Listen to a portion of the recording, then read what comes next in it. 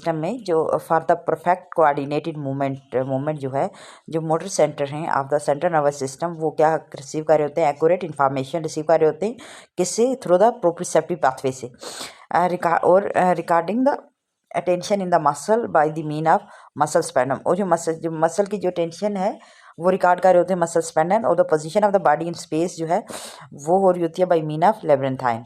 ठीक है। अब if there is interruption of the afferent pathway, अगर कहीं पे एफरेंट पाथवे में इंटरप्शन है, जैसे हम देखते हैं डेसिमिनेटेड स्क्लेरोसिस में या ट्यूबुलर डार्सलस में, तो इसमें क्या होता है, द मूवमेंट जो है वो बिकम क्लमजी हो जाती हैं, इनकोऑर्डिनेटेड है, यूजलेस हो जाती हैं। जैसे ही हम क्या कर रहे होते हैं, हम इंक्रीज कर रहे होते हैं afferent stimulation, there is increase excitation of motor cell, उसकी वजह से क्या होता है, excitation of the motor cell increase हो जाती है, और by the constant repetition of this stimulus, क्योंकि बार बार हम रिपीटेशन दे रहे हैं उसको, कांस्टेंट स्टिमुलेशन दे रहे हैं, रिपीटेशन दे रहे हैं, उसकी वजह से फंक्शनल जो पाथवे हैं मे बी लेट डाउन हो रहे होते हैं सेंट्रल नर्वस सिस्टम में, which is compensate for the loss of original pathway cause by the disease, और वो क्या होते हैं, कंपनसेशन के तौर पर जो है न्यू पाथवे जो है वो आ रहे होते हैं। ठीक है। ये इस प्रिंसिपल पे जो न्यूरोमस्कुलर फैसिलिटेशन है वो वर्क कर रहा होता है।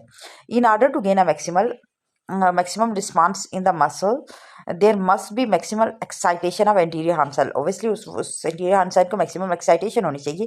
इस एक्साइटेशन जो है ये आप गेन कर रहे हो through the stimulation of the proprioceptors by the stretching of muscle and giving it resistance and form the impulse from the upper motor center। ठीक है। इनको आपने एक्साइटेशन देनी है ताकि जो है वो इम्पल्स बार बार जाएं, क्योंकि अब क्या होगा, by the submission of these factor, ये सारे फैक्टर जो सबमिशन होंगे इनकी वजह से there will be maximum discharge from the anterior horn cell, और एंटीरियर हार्न सेल में क्या होगा, वहां से मैक्सिमम डिस्चार्ज होगा। नेक्स्ट है हमारे पास स्टिमुलेशन ऑफ द प्रोप्रिसेप्टर्स। अब जो हमारे पास प्रोप्रिसेप्टर जो हैं वो स्टिमुलेट कैसे होते हैं, प्रोप्रिसेप्टर जो है वो स्टिमुलेट हो रहे होते हैं, ऑल द मसल जो है वो to be activated at are first fully stretch, जितने मसल हैं वो एक्टिवेट होंगी क्योंकि वो फुली स्ट्रेच होंगे, not only with regards to all component of the movement to be perform but also across all the joint over which they are pass. जैसे कि हम बात करें बाइसेप ब्रेकियाई की, वो अगर आप फुली स्ट्रेच होगा तब जब आर्म जो है एबिडक्टेड होगा टू द 45 डिग्री, एक्सटेंडेड होगा एंड द मीडियल रोटेटेड होगा। इस तरह एल्बो जो है being extended and the four arm is being pronated. So by using the mass movement pattern, all the muscle जो कंसर्न हो रहे होते हैं इन मसल में द मोमेंट वो सारे जो होने चाहिए फुली स्ट्रेच होने चाहिए जब आप कंट्रैक्ट करो उससे पहले, क्योंकि दिस स्ट्रेचिंग जो है वो इंक्रीज कर रही होती है क्या चीज़, प्रोप्रिसेप्टिव स्टिमुलेशन, और उसकी वजह से बम्बारमेंट हो रही होती है बार बार किसकी, स्टिमुलेशन की इंटीरियर हार्न सेल में बाय द एक्साइटरी इम्पल्स के जरिए। और स्ट्रेच जो होगा शुड नॉट बी प्रोलॉन्ग, नहीं होना चाहिए इन केस ऑफ, अगर in case of weak muscle है it should be a quick होना चाहिए। सो हमारे पास पहला था स्ट्रेचिंग, और दूसरा अब हमारे पास है maximum resistant to the muscle contraction. अब मैक्सिमम रेजिस्टेंस आप देते हो is given to all the component of movement in the mass movement pattern. आप पूरे मैक्सिमम रेजिस्टेंस देते हो ऑल कंपोनेंट ऑफ मूवमेंट में मास मूवमेंट के पैटर्न के तौर पे, क्योंकि रेजिस्टेंस जो है विल वेरी करी होती है according to the strength of the muscle, but it never be strong enough to rest the movement, to arrest the movement. इतनी स्ट्रांग होनी, मतलब इतनी भी स्ट्रांग नहीं हो कि वो मूवमेंट को जो है वो कर दे। It should be slow and smooth होनी चाहिए। रेजिस्टेंट आप जो वेदर इट गिवन मैनुअली दे रहे हो या फिर बाय द मीन आप पुली वेट सकट या दे रहे हो, या फिर आप स्ट्रेच कर रहे हो मसल स्पेंडर को और इंक्रीज कर रहे होते हो प्रोप्रिसेप्शन। ठीक है, उससे दिस मेथड, इसमें क्या होता है आपकी प्रोप्रिसेप्शन जो है वो मोर इफेक्टिव होगी than the stretching for the purpose of gaining facilitation of the movement. So next जो हमारे एक्सटीरियर रिसेप्टर हैं जो सेंसिटिव होते हैं किसके लिए, टच के लिए एंड द प्रेशर के लिए, वो स्टिमुलेट होंगे by the pressure of the physiotherapist hand and when जैसे ही आप रेजिस्टेंस दे रहे होते हो they are place on the surface of the limb which is the जो हमारी जो डायरेक्शन ऑफ फोर्स जो मूवमेंट की डायरेक्शन की तरफ होता है जिसको हम प्लेस कर रहे होते हैं, अपने हैंड को प्लेस कर रहे होते हैं, तो उससे जो है वो आपकी जो एक्सटीरियर रिसेप्टर्स हैं वो भी स्टिमुलेट हो रहे होते हैं। नेक्स्ट हमारे पास टेक्निक्स क्या होंगी प्रोप्रिसेप्टिव फैसिलिटेशंस की। ऑल जो टेक्निक्स हैं are superimposed upon the pattern of movement which जो हमने देख ली थी, बट हमारे पास जो नेक्स्ट है हमारे पास नंबर वन है a straight resistance. After a fully stretching all the muscle after fully stretching all the muscle concerned, maximum resistance is applied to all component of movement pattern. तो हम उसमें maximum resistance apply कर रहे होते हैं. The movement is done slow and through the entire range of pattern. हमने क्या करनी है, straight resistance देनी है. अब हमारे पास है रिपीटेटिव कंट्रैक्शन. रिपीटेटिव कंट्रैक्शन में देर इज क्या होता है,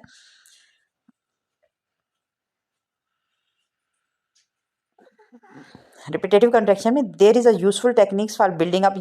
this is a useful techniques किसके लिए होता है, building up a muscle group और एंड्योरेंस के लिए और जॉइंट रेंज ऑफ मोशन को इंक्रीज करने के लिए ये इंपॉर्टेंट है.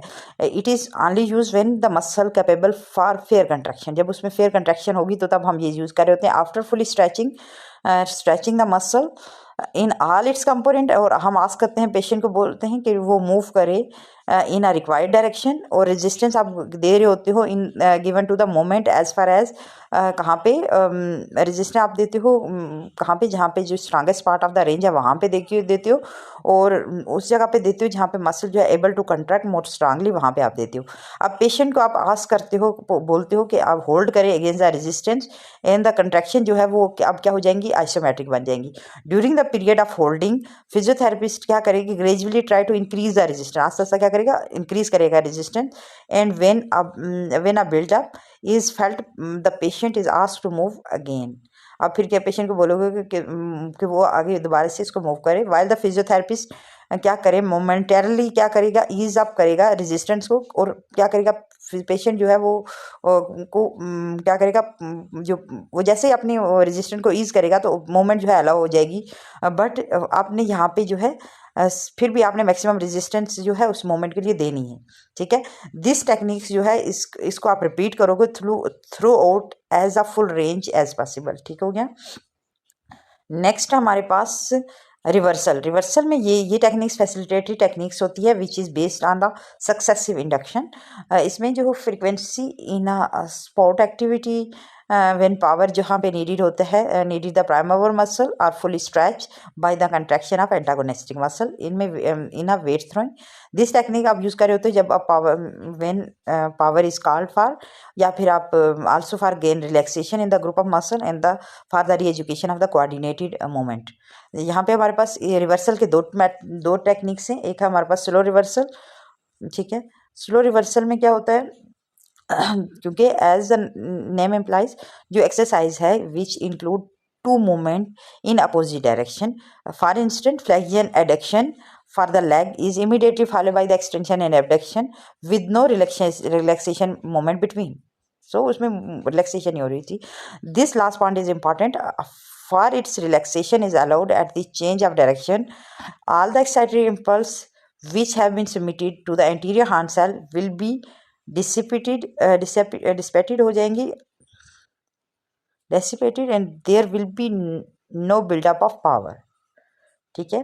देन हमारे पास स्लो रिवर्सल. स्लो रिवर्सल में क्या होता है हमारे पास, दिस मेथड आप यूज़ कर रहे होते हो ताकि रीएजुकेट करो,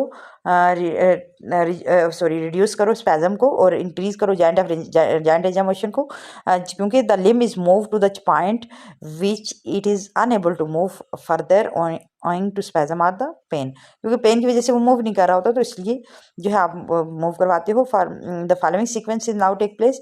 आप पेशेंट को आस्क करते हो कि कंट्रैक्ट करे द टाइट मसल को आइसोमेट्रिकली अगेंस्ट द रेजिस्टेंस, और रेजिस्टेंस आप क्या करो, बीइंग फुली केयरफुली ग्रेडेड दोगे.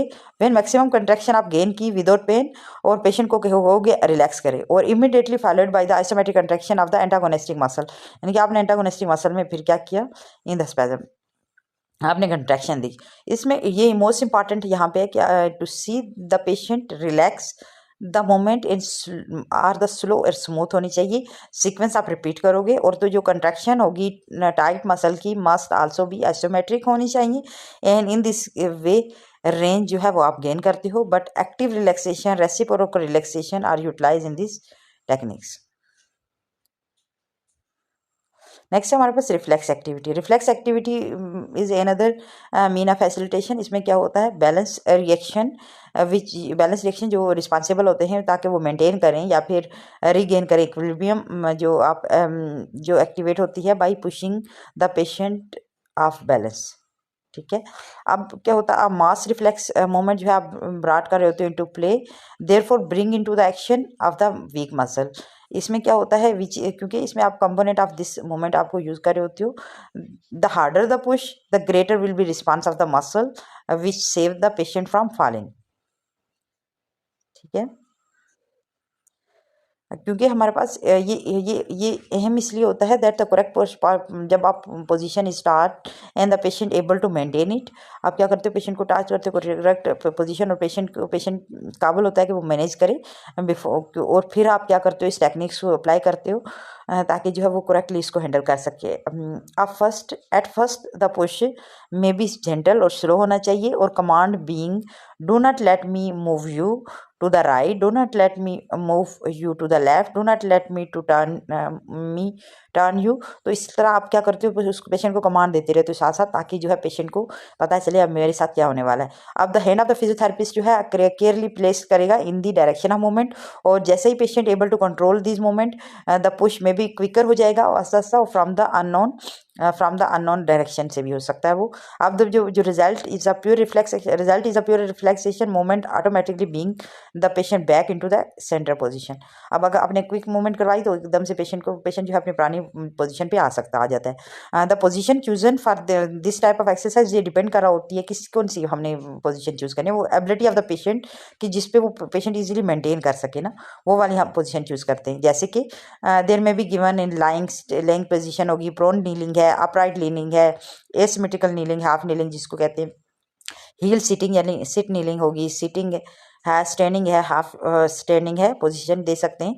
और नॉट ओनली दिस मोमेंट हम री educate the balance reaction, but they also री एजुकेट द पोस्टर रिफ्लेक्स के लिए हम क्या करते हैं, इसको टीच कर रहे होते हैं। देन हमारे पास लास्ट कंक्लूजन जो है, in this method moment is re educated in the pattern based on the functional activity, और this emphasize the important part the proprioceptive play in the control of normal moment